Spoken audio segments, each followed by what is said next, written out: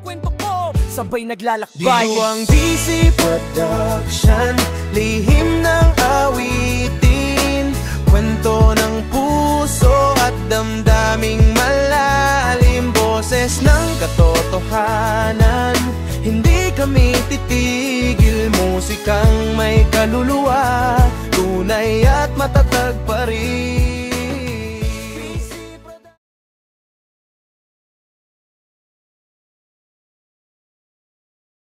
Hello guys, VC Production is here.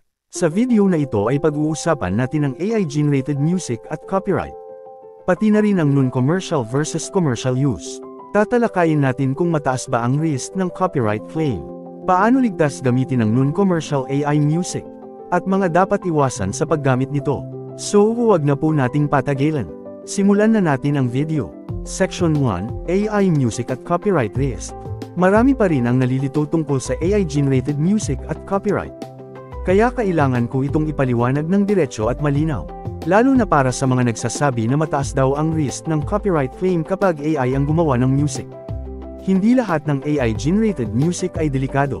Ang copyright risk ay depende sa tool na ginagamit mo, at kung paano ito gumagawa ng tunog. May mga AI na kumokopya ng style o melody ng existing songs. At yan ang nagiging problema. Pero may mga AI tools din na gumagawa ng tunog mula sa scratch.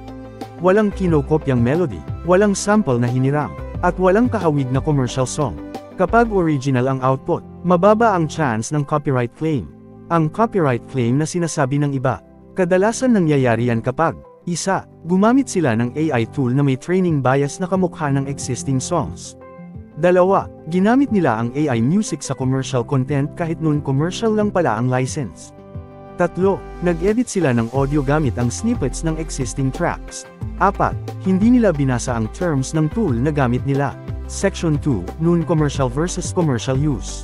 Dapat maintindihan ang pagkakaiba ng non-commercial use at commercial use.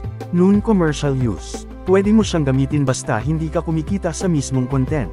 Halimbawa, personal projects, schoolwork, hobby videos, o experimental content. Commercial use, kapag ang content mo ay monetized, kumikita sa ads, may sponsor, o ginamit sa isang income-generating project. Automatic commercial use na ito, kung gagamit ka ng non-commercial music sa monetized channel o commercial project. Violation na agad ng license. Kaya maraming creators na nagrereklamo. Bakit may copyright claim? Kahit akala nila libre ang music. Libre nga, pero libre lang sa non-commercial context. Section 3, panganib sa malalaking production. Mas lalong bawal gamitin ang non-commercial music sa malalaking productions. Halimbawa, kung gagamit ang isang sikat na anime film o TV show ng music na naka-non-commercial license. Malaking legal issue agad yan. Dahil kumikita sila, sa sinehan, ticket sales, streaming, o merchandise. Automatic may copyright dispute at legal concern. Section 4, My Case at Channel Practice. Sa channel ko, malinaw at siguradong AI-generated music ang ginagamit ko. Wala akong pine-present na copyrighted material. Wala akong ginagawang cover songs.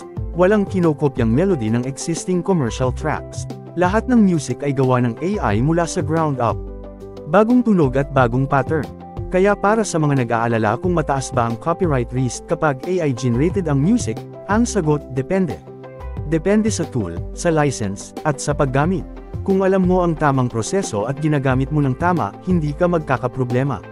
Section 5, Guidelines sa ligtas na paggamit ng AI music. Basahin palagi ang terms ng AI tool.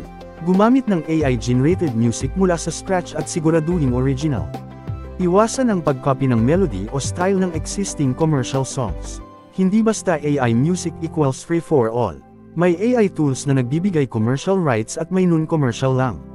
Kapag mali ang license na pinili mo, kahit hindi ka nangopya ng melody, pwede ka pa ring ma-copyright claim.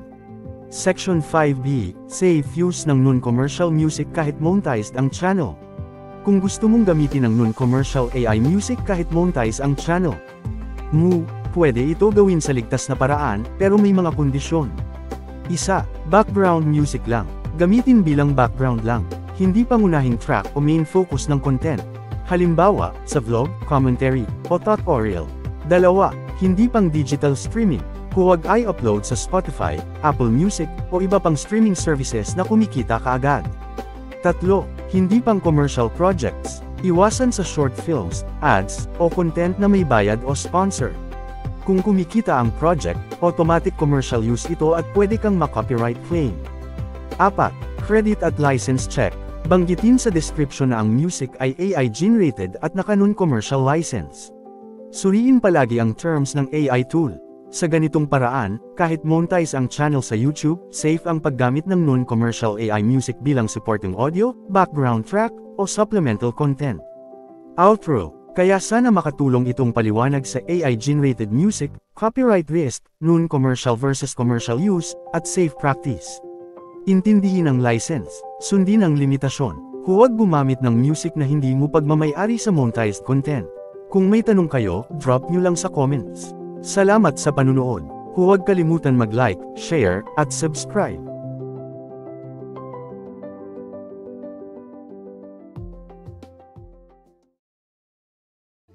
Kwento ko, sabay naglalakbay. Diwang DC Production, lihim ng awitin, kwento ng puso at damdaming malalim, boses ng katotohanan.